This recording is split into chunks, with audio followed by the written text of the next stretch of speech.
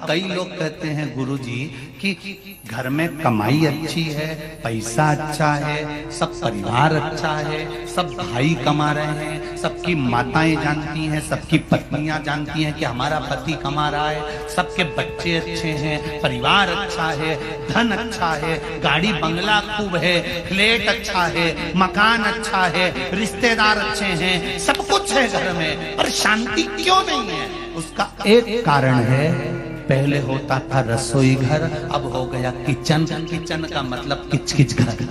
रसोई घर और किचन में अंतर है। रसोई घर में रोज भोजन के बाद में पोछा लगता था, या भोजन बनने से पहले सवेरे माताएं एक कपड़ा गीला कर कर पोता लगाती थी, उसके बाद में चूल्हा जलाती थी। आज के जमाने में तो बिना नहाए, बिना मुख धोए, भले तुम बिना नहाए तुम अपनी जगह पर हो गए, हो सकता है तुम्हारी नींद ना खुलती हो, लेट खुलती हो, पर जब भी रसोई घर में चाय की हंडी चढ़ाओ, चाहे तुम चाय बनाओ, सबसे पहले अगर गैस चालू कर रहे हो, अग्नि को प्रकट कर रहे हो, रसोई घर में भोजन बना रहे हो, तो पहले उस रसोई घर में भोजन से 3 दोष उत्पन्न होते हैं। उस 3 दोष को मिटाने के लिए पहले एक कपड़ा गीला कर कर, भले पत्थर क्यों ना है, उसको पोंछ देना चाहिए, तो 3 दोष समाप्त हो जाते हैं। घर में से क्लेश, अशांति समाप्त हो जाती है। भोजन में 3 दोष होते हैं। पहला जाति दोष, दूसरा निमित्त दोष, तीसरा आश्रय दोष। कौन कौन से 3 दोष हैं?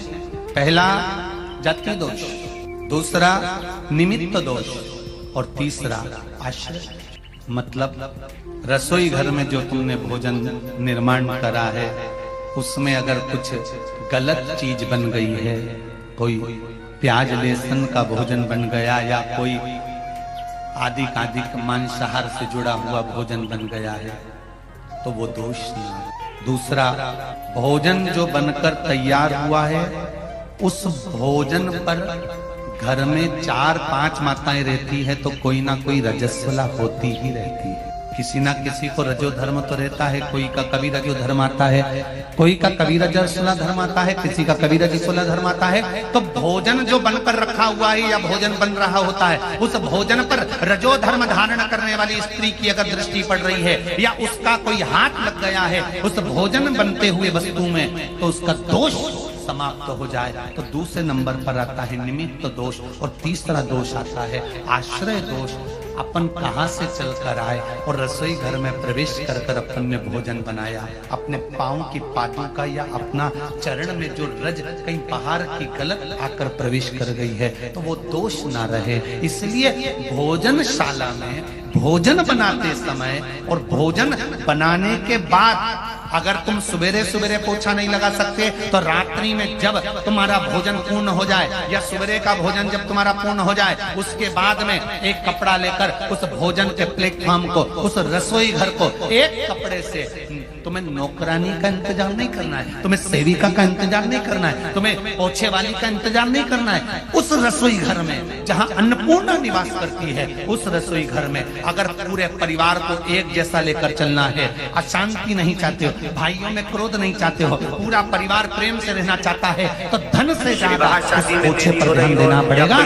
कार्य चालू कर रहे हो, उसमें देरी हो रही हो, या कोई सर्विस के लिए, नौकरी के लिए जा रहे हो और वो कार्य नहीं हो रहा हो, तो एक धतूरा, केवल एक धतूरा, उस धतूरे को फोड़कर उसके अंदर का फल निकालकर उस फल को शिवलिंग पर चढ़ाकर 1 लोटा जल शंकर भगवान को समर्पित कर। दिन होना चाहिए मंगलवार। कौन सा दिन होना चाहिए? जम के बोलो जरा, मंगलवार। समर्पित करो। उसके बाद में आप विवाह के लिए अगर समर्पित करे हैं, तो विवाह में देरी नहीं होगी। व्यवसाय और व्यापार के लिए या नौकरी के लिए समर्पित करे हैं, तो उसमें देरी नहीं होगी। जैसे बहुत ज्यादा तकलीफ अगर व्यक्ति को हो गई है, बहुत कष्टमय जीवन चल रहा है, हार गए हर जगह से और तकलीफमय जीवन चल रहा है, तो पंचमुखी हनुमान का एक शिव महापुराण का और स्कंद पुराण का एक बड़ा सुंदर मंत्र है। उस मंत्र को आप सब एक बार हमारे साथ में बोले। ओम नमो हनुमते रुद्र अवताराय सर्व शत्रु संहारणाय सर्व रोग हराय सर्व वशीकरणाय रामदूताय स्वाहा। बस इस मंत्र को हाथ में काली तिल लेकर, एक जौ लेकर और गूगल लेकर, थोड़ा सा इसमें गाय का घी डालकर, कंडे को या अग्नि को जलाकर इस मंत्र का 11 बार 21 बार जाप कर अपनी कामना कर छोड़ दीजिए। कैसा भी रोग हो, बीमारी हो, कष्ट हो, दुख हो, तकलीफ हो, 21 दिन के अंदर वो आनंद आना प्रारंभ कर देता है। इस मंत्र, स्कंद पुराण का, शिव महापुराण का ये मंत्र मूल पंचमुखी हनुमान। और कई लोग तो ऐसे हैं, उनको आज तक हनुमान चालीसा पढ़ना नहीं है, आज तक कोई चालीसा, चाहे गायत्री चालीसा हो, लक्ष्मी चालीसा हो, शिव चालीसा हो, पढ़ना ही नहीं आती। बस बैठ गए भगवान के सामने और पढ़ लिया आसन लगा के। नहीं नहीं नहीं, चालीसा पढ़ने का भी एक नियम है। अगर कोई लक्ष्य लेकर पढ़ रहे हो तो उसका एक नियम है। पूरी जिंदगी पढ़ते रहोगे तो भगवान की प्राप्ति नहीं है, पर लक्ष्य लेकर अगर पढ़ा है आसन से, जिस भगवान की चालीसा पढ़ रहे हो उसकी मूर्ति या उसका फोटो आपके सामने होना चाहिए। एक घी का दिया, अगर हनुमान चालीसा पढ़ रहे हो तो या तो घी का दिया जलाओ, वो भी गाय के घी का हो, भैंस के घी का मत जलाना। हनुमान जी कभी प्रकट नहीं होंगे भैंस के घी से। घी का दिया लगाइए अगर चालीसा का पाठ कर रहे हो हनुमान जी का। और बहुत ज्यादा संकट है, बहुत ज्यादा परेशानी है तो हनुमान चालीसा का पाठ करो तो तिल्ली के तेल का दिया लगाओ, काली तिल के तेल का दिया, तिल का तेल का दिया हनुमान जी के सामने आसन बिछाकर। बहुत तकलीफ है तो 3 पाठ प्रतिदिन करो और एक आसन से जितने समय 9 बजे अगर आप बैठते हो पाठ करने तो 9 बजे ही बैठना। 11 दिन तक प्रतिदिन 3 पाठ रोज करो। एक पानी का लोटा, कलश, तांबे का जल अर्थात तांबे का लोटा हो, स्टील का लोटा हो, तुम्हारे पास जो कलश हो उसमें जल भरकर, एक सिक्का उसमें पटक कर, एक लौंग पटक कर प्लेट से ढक कर रख दो और प्रतिदिन बस टाइम पर बैठकर पाठ करो।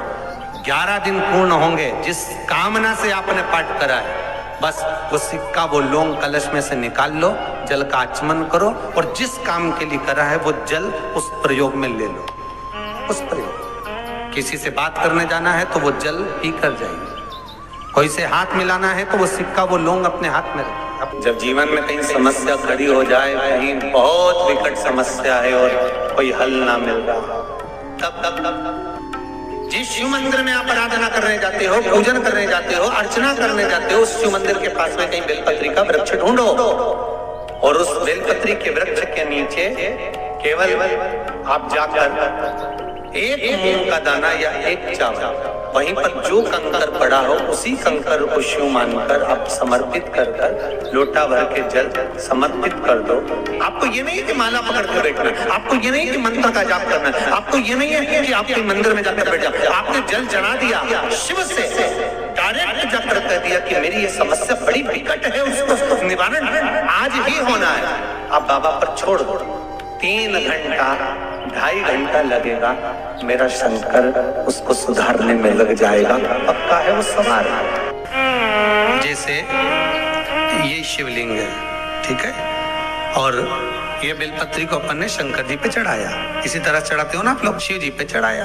पहले इससे प्रथम वाली कथा में कहा था जब विशेष कोई कार्य होता है तो बीच वाली बेलपत्र पर शहद लगाकर बाबा पर उसको लगाकर जाया जाता। अब जिसके घर में क्लेश ज्यादा होता हो, महाराज बहुत क्लेश, मतलब कुछ ना कुछ बात पर झगड़ा चल ही रहा हो, क्लेश हो ही रहा, बहुत तकलीफ चल रही, कभी बहू रूठे, कभी सास रूठे, कभी पति रूठे, कभी पत्नी रूठे, जरा जरा सी बात में एक पानी गिर गया उस पे विवाद, बच्चों को कुछ कह दिया उस पे विवाद।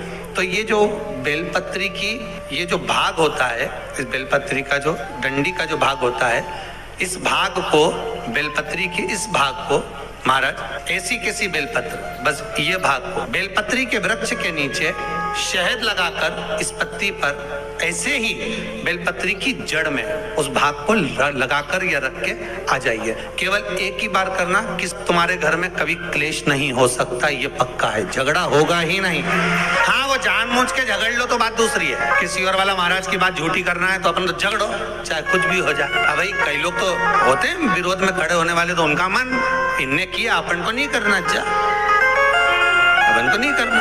तो अब कहीं का कह दे कि भाई अपन को तो अब घर में झगड़ा ही नहीं हो रही है, तो वो झगड़ा कराने के लिए मन में सोचे कि नहीं अपन तो झगड़ेंगे चाहे कुछ भी हो जाए। होता है कई बार ऐसा मन में भाव जागृत हो जाता है कि भाई देखना पड़ेगा अपन को, प्रैक्टिकल तो करो। पर हम भी कहते हैं प्रैक्टिकल करो और जरूर करो।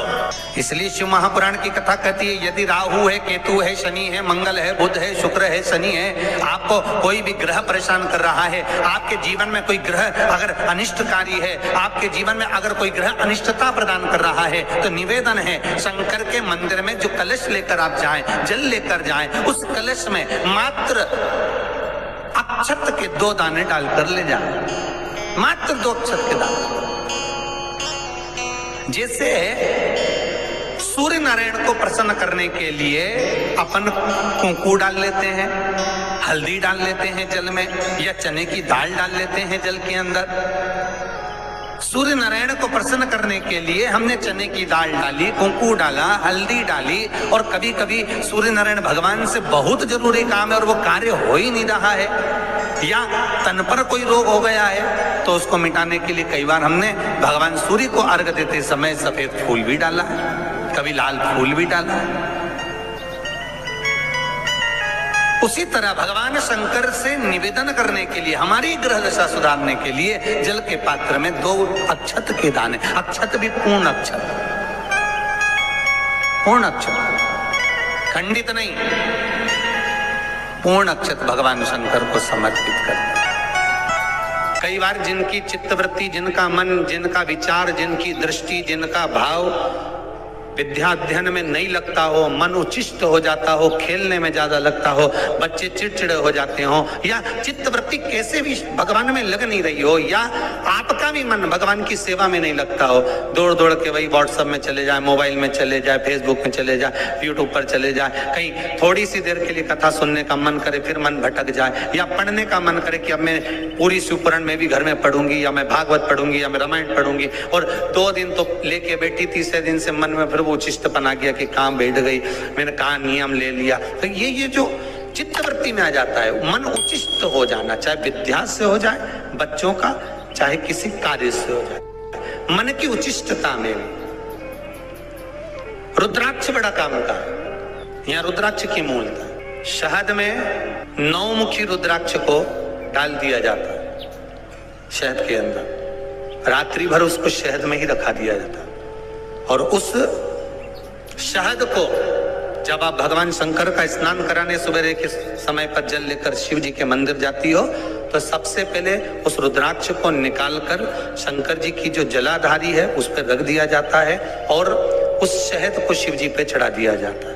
उसी शहद को उठाकर लाया जाता है और बाबा का शुद्ध जल से स्नान कराकर, बाबा का पूजन कर कर, दूध दही जो भी आप समर्पित करना चाहते हो, पंचामृत आदि बाबा को समर्पित कर कर रुद्राक्ष और शहद को वापस लाया जाता है। उसी शहद को मात्र 11 दिन तक आप चाटना प्रारंभ कर दीजिए, आपको कोई नहीं कहेगा कि पढ़ने बैठो, आपकी चित्तवृत्ति स्वयं विद्या में लग जाती है, आपको कहीं जाने की जरूरत नहीं। रुद्राक्ष शंकर का वो अश्रु है, रुद्राक्ष मेरे बाबा का वो अश्रु है, रुद्राक्ष मेरे काल अधिपति